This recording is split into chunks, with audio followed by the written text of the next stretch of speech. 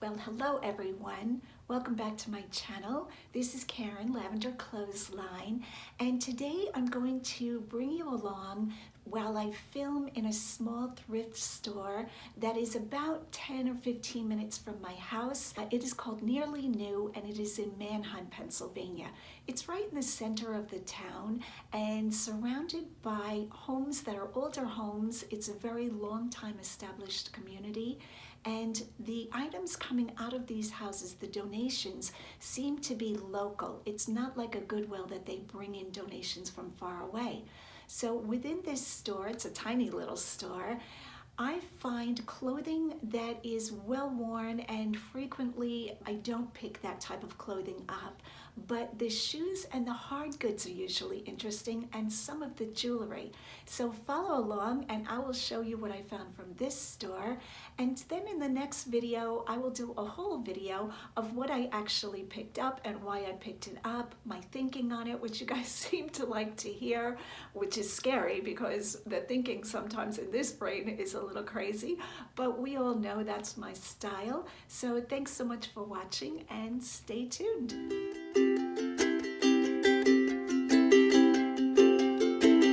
This is a little shop that I've been going to for a few years now. It's called Nearly New Shop. It is located in Manheim, Pennsylvania, and it's not a big store. It's just a community-based thrift store run by the sweetest mature women, and every time I go in I love chatting with them. I don't get to go to this store a lot and I don't come out with trunk loads full of items, but I do like to hunt around in it when I have the time, and on this trip I did find a few treasures which I will show probably in my next haul video. So come along and see what this shop is like. So the shop is quite narrow and they don't have a ton of items, but I love to look at what they have. Most of these donations, I believe, are just from local residents. Here I'm looking at some napkin rings. I don't assume that napkin rings are not sterling silver, so I always look inside the rings for mark. I also looked at this teapot, and again, I always look for the mark. I've never seen a teapot like this. It was interesting. But once again, I didn't feel like the markings or the quality was exceptional, so I left this behind.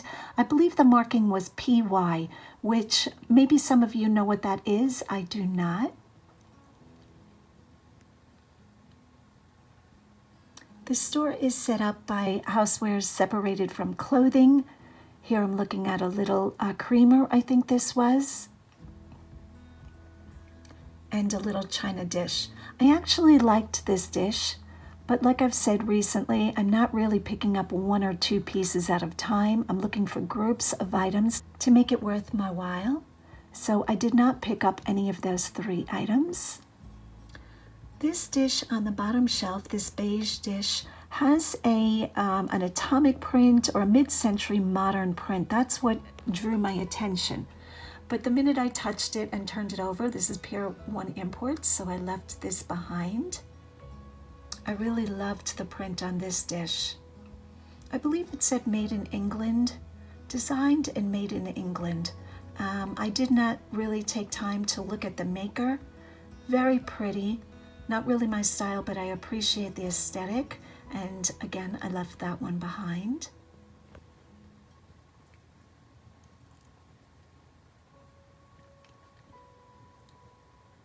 Quite a few of the items in this shop are just everyday items. Here I'm pulling down a little bird figurine. I believe this was vintage, but that's not really something that I'm looking for. That could have even been made from a mold and somebody hand painted it. There's quite a bit of that out there.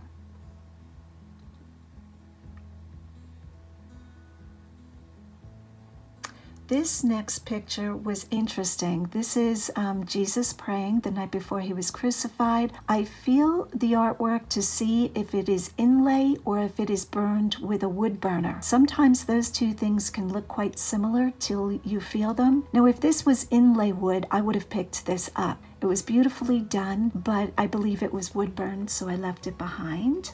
This next shot is just basically a tour of the store. To give you an idea of how tiny this store is, definitely well worth visiting. Like I've shown, this little back room is men's clothing. And I'm looking through dress shirts and pullovers. I don't find a lot. Some days I find one or two good ones, but I'm really picky in this store because, like I've said, the clothing is well worn, most of it. It's rare that you find anything new with tags, but the pricing is fair in this store. That's why I like it, and I like supporting a community-run thrift store. The money from this thrift store stays in the community. Here I'm looking at jackets. This green one caught my attention, but the workmanship was not there.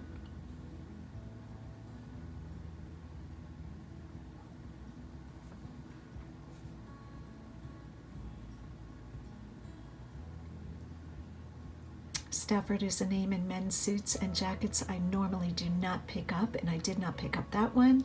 And here's members only. Anybody remember members only? Or am I dating myself? This brown jacket was a whale corduroy. Now we're coming down the row and looking at clothing. The clothing in this store generally is not the quality that I pick up, but it never hurts to look if I have the few minutes. Here are just ordinary sweatshirts, hoodies, jackets. Most of the items, again, in this store have quite a bit of wear. I don't find a lot of new items or items that are, really in great condition. So I'm really careful as what I choose in this store. Now the price point in this store is good. Most items are around the $3 mark for clothing and $3 to $5 for shoes. Lots of vintage items in this store because the community around this area is older homes with people that have been settled for quite a while. That's the majority of Pennsylvania areas that I see. People that have stayed in their homes for their lives, for their lifetimes. But having said that, a lot of vintage hard goods come out of those houses, so that's always interesting. Here are some knapsacks, belts, and ties. I'm always looking for good leather belts. This one was leather, but the quality was not there. Here I'm looking at a hand-sewn silk tie. Now you would think if it said hand-sewn and it was 100% silk and it's vintage, made in Korea, that would be 3 yeses. But once I saw the label on this tie, this is Nicole Miller, and Nicole Miller does not bring very much money. Her comps are probably between $1 and $8. I found this next tie really interesting. But once again, I wound up not picking it up. I didn't know that the width of that tie would be something that I would carry. This was very wide. Sophisticate collection. And I believe ties are $1 if I'm not mistaken, and belts are 50 cents. So again, a cute tie, but I wound up putting that back. Here I'm looking at women's trench coats, jackets, and overcoats. Again, there are a lot of vintage items. This next coat, this women's coat, is quite nice styled. I thought somebody would want this, but I checked comps on this, and the comps are not great. But beautiful condition. There's the little Union-made tag, which always tells you it's vintage. And there is the brand tag. I'm guessing this coat would have brought between $20 and $25, so not worth it for me. It's a very heavy leather coat.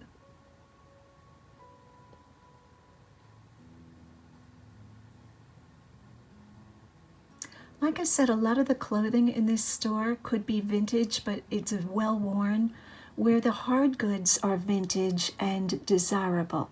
So a lot of times when I visit a community that has a lot of homes where people are settled in those homes for a great amount of time, the clothing that comes out of that houses is not so good. The hard goods are a lot of times good. Here I'm just looking at more jackets.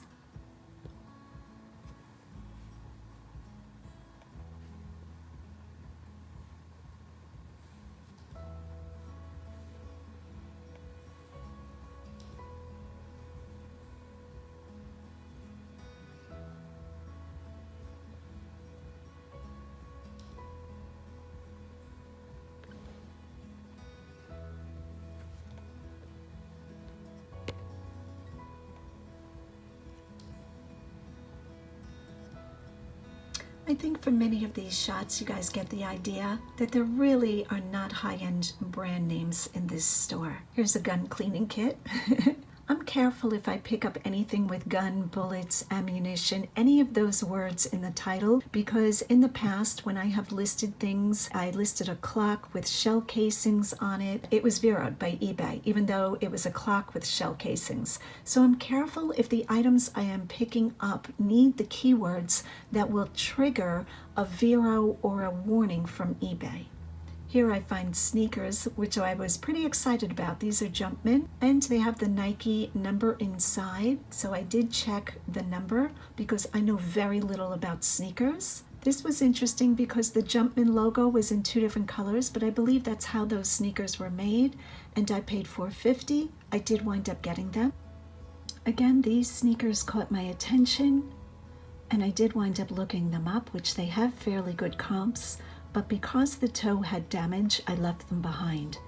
With having this many items and handling this much on eBay, I'm becoming more and more careful of what I pick up that has faults. I don't have time to clean as much if something needs a deep cleaning or repair. Repairs are almost non-existent. Once in a while I'll sit down with some sewing, but other than that, I really try to avoid items unless they're going to bring a super high profit and have the ability to absorb the item with flaw or damage. This next back room is men's clothing primarily. Here I'm looking at leather shoes, which is a favorite thing that I sell. I couldn't tell which way these go because I was looking through the camera. These are shoes for crews, which I've never heard of, but I go by quality.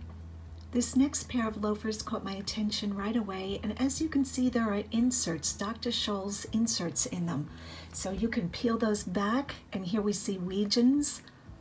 Weegens is put out by Bass, and they bring a really nice profit.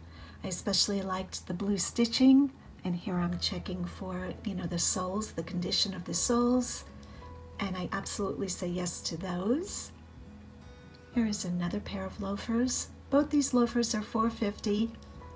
I wasn't sure who was making the black loafer, but I felt they were a little bit stretched out, so I wound up leaving those behind, but the brown Bass Weegens I wind up taking.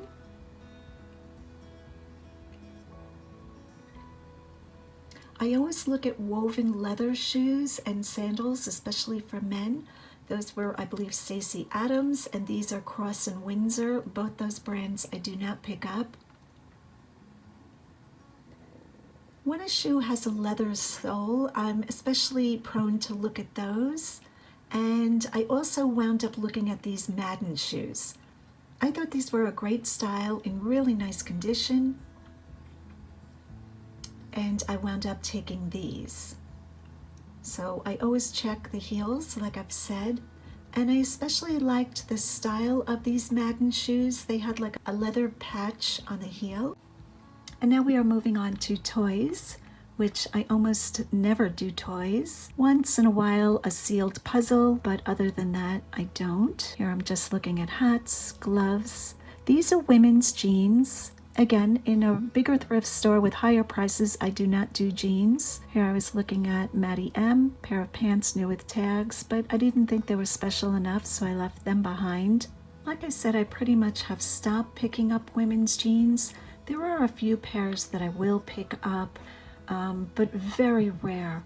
I believe here I'm about to find Miss Me jean, which Miss Me, we all know, used to be a brand that, you could command $50 or $60 for. Now we're lucky if we get between $15 and $20. So there's not a lot of times that I pick up jeans, but the pair that I'm about to find, I felt the embellishment on the pockets was very good and the condition was quite good. So I know some cities, some states are a little bit behind in what's currently on trend and what's not. And Miss Me will still sell, but it takes a lot longer and you get a lot less money. So eventually I will find them. I thought they would come up in the video a little bit sooner. Maybe they were over here on this rack.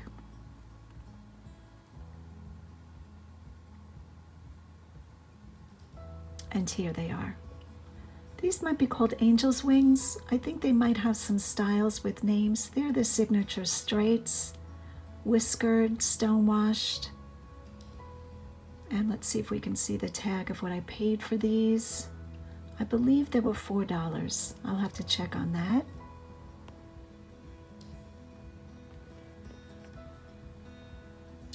The next pair of pants that I'm going to look at and zoom in on the button, I wanted to show you that when I see a button like this, almost always I don't pick up the pants. I pay attention to the hardware, to the attachments, the buttons on an item. To me, again, that denotes quality or the lack of quality. Here we're going through women's tops. I liked the print on this. I thought this was really pretty. But if I'm not mistaken, I'm having a hard time seeing the screen. I think this was J. Crew. What does it say, 350? But it was outlet and it had some issues with it, so I left that one behind. Here again was a top that I was very sad about. This is Vineyard Vines, and look at that big logo. But see the cracking of the paint that Vineyard Vines uses? Plus this is probably very well worn. So I wound up, sadly, leaving that one behind. And here are women's shoes.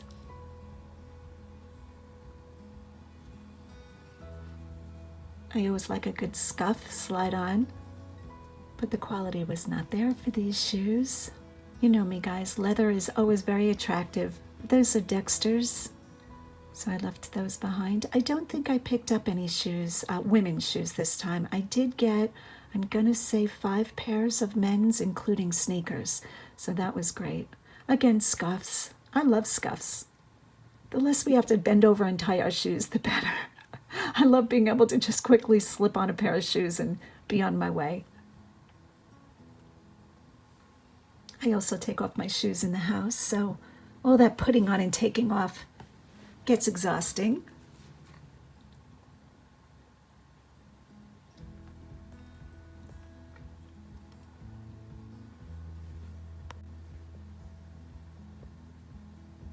And I filmed the shelves just to show you what's here. Most of it is just normal, you know, picture frames and things like that. Basket was interesting, but again, not a profit that I'm looking to make.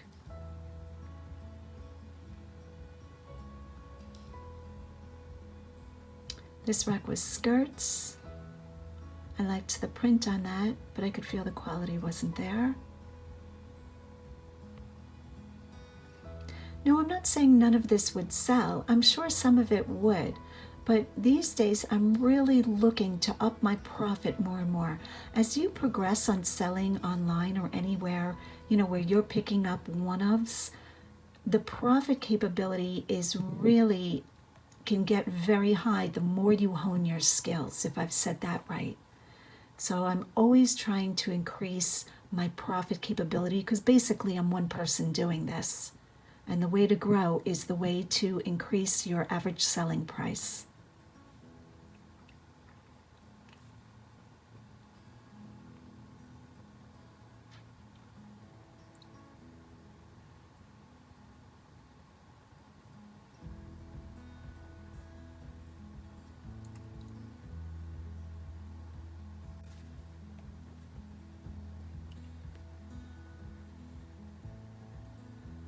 This is a Bob Mackie.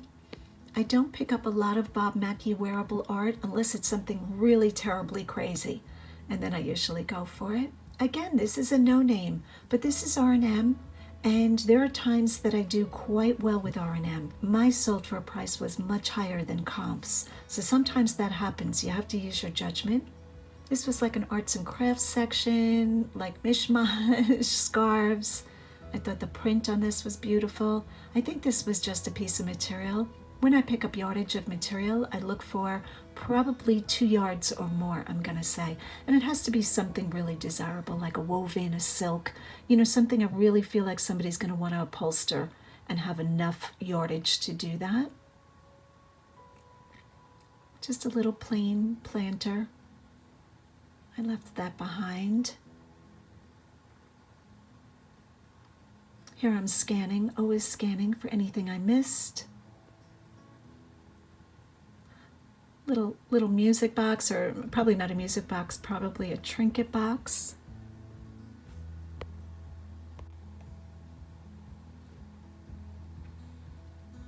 And towards the end of my trip, the girls were getting ready to close. The ladies were starting to announce it was time to go. But of course, I have to look at one more thing. It's like, wait, one more thing. This was the Wilson High Beam, and I look at condition, and then I was able to run a quick comp. This racket brings about $22, so I left that behind. I like rackets that bring $50 and over. So I will end my shop with me video for Nearly New thrift store in Manheim, Pennsylvania. Here's a little shot of the back door. This is the way I come in. They have parking in the back, and the women are really sweet. You want to check the hours if you're going to visit there, because the hours are very limited and it's a real hit and miss. But thank you so much for coming along. I will be sure to show what I actually wound up buying in the next thrift video, haul video, or the one after that. Thanks for watching, guys. Please hit that like and subscribe. And as always, go out and get what's yours. Bye, guys.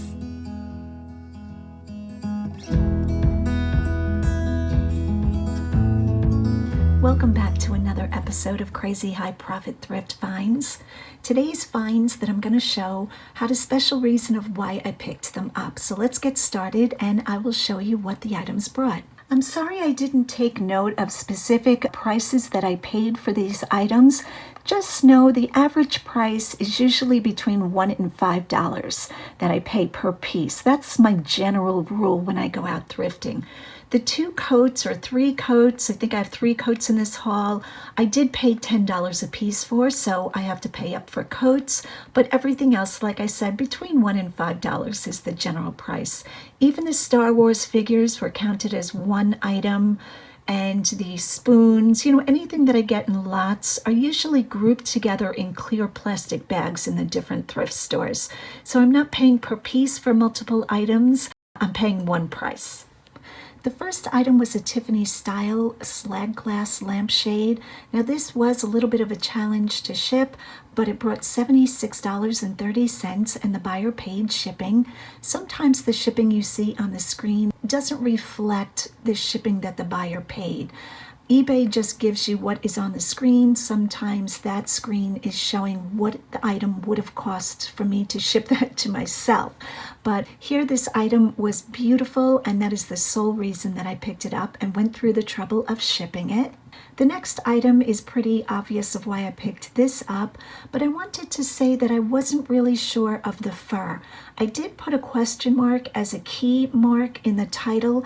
Truthfully, I don't know if eBay frowns on this. I do use a question mark when I'm unsure, and so far eBay hasn't said anything, but you might want to check for yourself if you're going to use that. $167.30. The next coat is a Vera Wang coat. Now, normally when I see Vera Wang, I think of Kohl's, like, what is it, Vera Wang Simply, I think it's called. But this was just Vera Wang, $55.22, and the reason I picked it up was because it was alpaca mohair blend. Whenever I see alpaca or mohair, I definitely take a second look and consider the item. The next item, I love selling these coats. This is a vintage coat, and I use the keyword caracol, which is a type of curly wool. So you can see in this photo that this jacket is just beautiful, and it had a mint collar and cuffs, $136.50. This sweater is a no name, or a name that I don't know. Maybe you guys know this name, but I had never heard of it. I picked this up for the sole reason that I could use ski. Sometimes I use Nordic, Fair Isle. Any of those keywords usually bring attention. $56.25. This next item is just a group of Star Wars ornaments, Christmas ornaments by Hallmark. I found these after Christmas, but I go ahead and throw on anything I find at any time of the year. So I don't wait for the Christmas season or fourth quarter to list my Christmas items, and I am still selling Christmas items here on January 6th. Next item is a pain to ship. This is a glass and mirror curio cabinet, $67.12. The next item everybody was passing by. This is DKNY Roman Shades, Now, when you buy shades and they have specific dimensions, sometimes you are waiting for the buyer that has that size window, but I believe I paid $2 a piece for these and it brought $66.75 for the two. The next item is a beer stein or a tankard mug that I don't pick up a lot of tankards, but I felt that this was very unique with a dolphin on top, and it depicted German settlers coming to Pennsylvania. $47.91. The next item, again, everybody was passing by. I found this in the toys aisle. It is just a lot of dollhouse furniture. I did go ahead and throw away a few pieces that were badly broken and left in the lot a few pieces that did have their legs missing or needing to be glued on. The legs were there. $48, very easy to ship. The next item my daughter Lisa gave me for free. She had picked this up and I offered her money for it because she decided not to keep it. $89.25. Let me just say, for those canisters, I believe she paid $8 at a yard sale. This next item I knew nothing about, but this is the reason I bought it. See the number 108 of 300? When there aren't a lot produced of something, it causes me to take a closer look at the item. So because this was 108 out of 300, I went ahead and picked it up. And a couple of my viewers on YouTube let me know that this is a loon. But by the time I was able to put it in the title, it had already sold. $37.50. This Tommy Bahama bag, I don't think this needs any explanation. I grabbed this immediately, gorgeous condition. It sold for $52.41. I might have been able to price this a little bit higher, but this got included in a sale and I just let it move through my store. The next item I showed on a thrift haul that I did a couple of episodes back. This is a lot of 4 serigraphs by Disney, and the frames had a very large flaw. They were peeling. But the buyer messaged me and I sold these. I believe I might have taken a little bit less than the $70, but it was right around that mark. This item was very heavy and I'm not quite sure why they produced this. It was like a large decorative metal coin without any writing on it. $50.25. This next item I included because I want you guys to be encouraged in looking through men's cardigan sweaters. This is just Banana Republic. It's Black Label, which is retail store, not outlets. $45.90, and this is pre-owned. The reason I picked this up, and I thought a gentleman would like this because of the shawl collar. If this would have had elbow patches, especially leather ones, this would have commanded a higher price. It's a very English style, and I love this style. The next item, I did not know this label, but they were new with tag. Toad & Company. A couple of you guys knew this label and told me it was a good pickup when I showed it on a haul, and they brought $44, so I'm glad I learned this label. These boots need no explanation. Fry, $104.77, one of my top brands to sell. This next lot, a lot of people again would pass over. These are presidential spoons. Now it is a lot of 60 spoons, but these were not hard to ship, and the buyer paid shipping, $61.60. These 2 cups or mugs I included in this haul because they were beautiful and because that handle is called a hand warmer mug handle, I believe. So I'm pretty sure about that. $38.15 for 2 mugs, so that's a very good profit. This little lamp wasn't much bigger than, I don't know, a bottle of water. It's 12 inches high. So sweet. Great for Valentine's Day or any day of the year. $45.49. This next item, again, a men's sweater. I do very well with men's sweaters. This is a Polo Ralph Lauren. Very heavyweight. You wouldn't need a jacket wearing this. And I really liked this because the turtleneck had like a signature stripe. I believe the stripe was in green, red, and navy blue, and it was a black sweater. I actually had made a mistake and listed this as navy blue, and it sold. And when I went to pull it out of shipping, a buyer had bought it with the assumption it was navy blue because that's how I listed it. And I had to message them and apologize greatly, saying, I held this in different lights and I'm realizing it's black. Sometimes that is very hard to tell. And he was wonderfully gracious and said, I even like black better. So really nice buyer. And I appreciated that very much. $55.99. And that concludes another episode of Crazy High Profit Thrift Finds. Thanks so much for watching, and go out and get what's yours.